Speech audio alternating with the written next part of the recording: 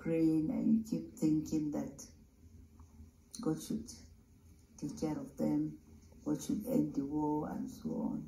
But at the same time, thank God, the war ended and the officers came back home, and then we got reunited again with the children and so on. So I think it's still part of life. Still talking about with your late husband, of course, as a moving from one formation to the other, how did you find the strength of, or what was it that gave you purpose, to keep forging ahead and remain on that journey with him? I think it was all right. It was normal. My husband doesn't want to go anywhere to leave me behind, and we carried our small children along that grew, went to secondary school, other places, and so on. So that was it. I think it's just normal life. I think it's just normal for me. It's just normal. You go from, actually it's exciting. Sometimes you get bored and then you're eager to go to the next station. Yes. The excitement and adventure. Different people, you make a lot of friends, and that is it. I think it's okay. It was okay. In different positions of authority. I mean, your late husband was the chief of army staff, defense staff and all, but eventually you took the helm of affairs. He took the helm of affairs as the #1 man in Nigeria, the first lady of the Federal Republic of Nigeria, which was a different entirely, having to man and manage over 100 million people in Nigeria. What was the experience for you? I mean, understanding that this was really different. Well, there's a slight difference, but not much, Yeah, being a military man's wife, we are always active, we are always going places, we are always receiving visitors, and there are a lot of activities. And then being in the villa, okay, it's a different cup of tea, but all the same, I think it's just a continuation of the military life, with the marriage, with the family, with everything. But the experience must have been remarkable for you, considering the fact that, there are so many Nigerians with different religious leanings, different cultural leanings, traditional beliefs and all of that. I mean, it must have been something for you. But Nigeria has always been like that. It's not from the villa that it started to be different culture, different religion. Nigeria has always been this way from the time, even before we were born. So I think it was okay. In your time as the First Lady of the Federal Republic of Nigeria, one major achievement that you recorded was the fact that you gave recognition for women, and women began to be seen and to be heard. What was it that gave you the push, the drive to fight and gain the emancipation of the Nigerian woman? I'm a woman. I like to be okay.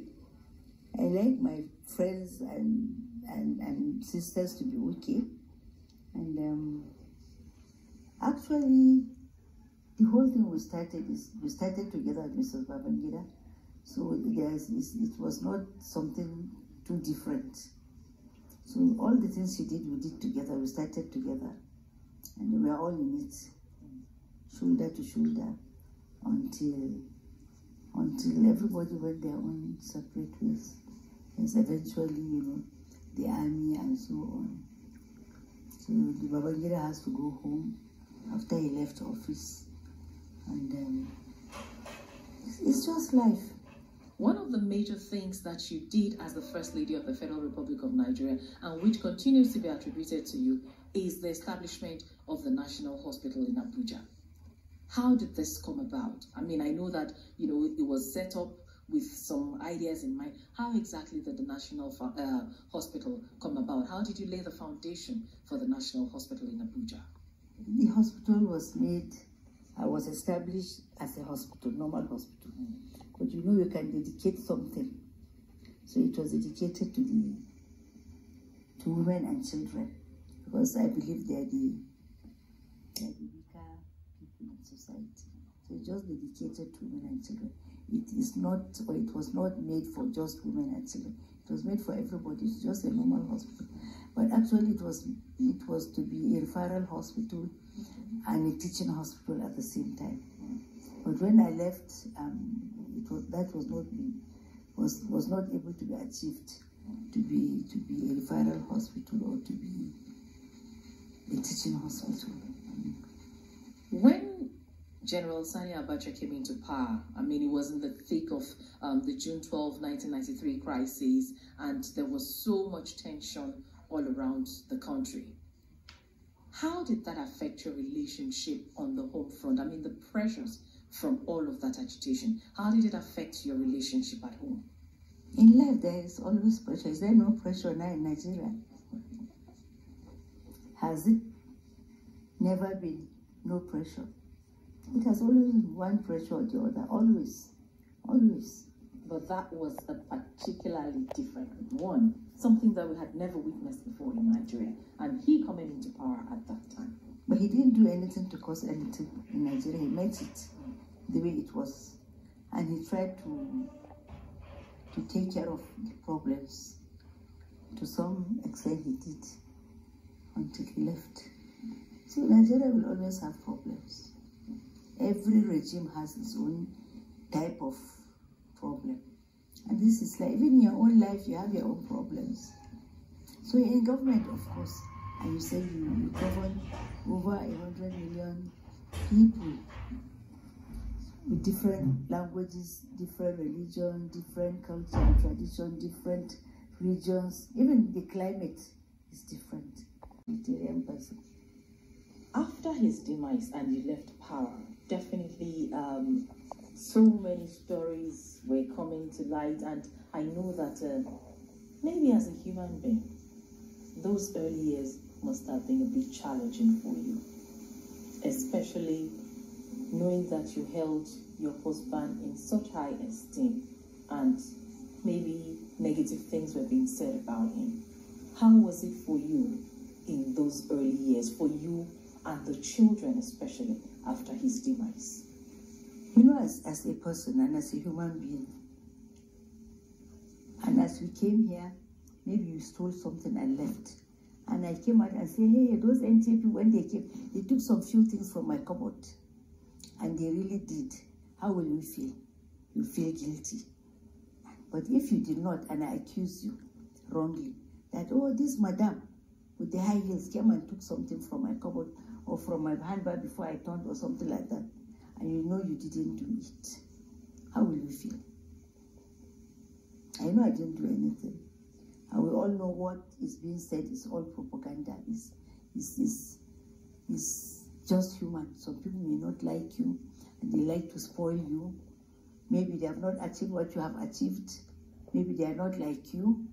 So there are so many things in life that some people may not like or may not accept. So they fight it. So which is very, very unfortunate. But it's all going now. People are now saying, Abacha is better here, Abacha is better there, everything. You are a news person. You know, on the telephones, on this, that, network and everything. People are now talking the good side of him. People are now tired of abusing him. And people are now finding out that, okay, that was propaganda, but it's all gone. Most of them are dead. Most of them are half dead. Even we, the wives, we are very old. We can hardly walk and so. So this is life. Everything you take it in your stride. You don't fight. Fighting does not solve problems. I think it is how you go about it. And the children, how do they handle it? Especially also when stories came about and one of your children was accused in the murder of late Elijah Kudirat Abiola. How did you feel? How did the children? But I know he didn't do it. None of the members prosecuted for it because they hated us. Because whoever it was, let him come here and tell him in his face. Because they hated us and they want to spoil our names and they want to pull our names. They want the dogs to come and devour us and so on. But God did not allow that because God knows that we are innocent. Kudirat is even my good friend. I have so many photos with her. Abiola used to come to our house. He's a good friend to Babangida and my husband. So they are all in the same thing. It's just men that did, you know, all this tussle for power and so on and so on. But otherwise, there's no problem. I don't think there's any problem anywhere.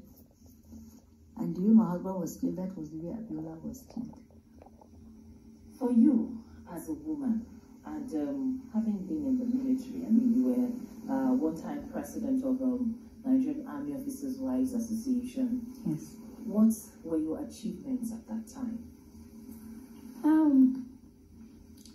My achievements, first of all, was to unite the ladies. And you know, I'm a northerner and I'm a Muslim, and most of the women up there in Lagos in particular were southerners and they were Christians. And there's something like sort of mistrust or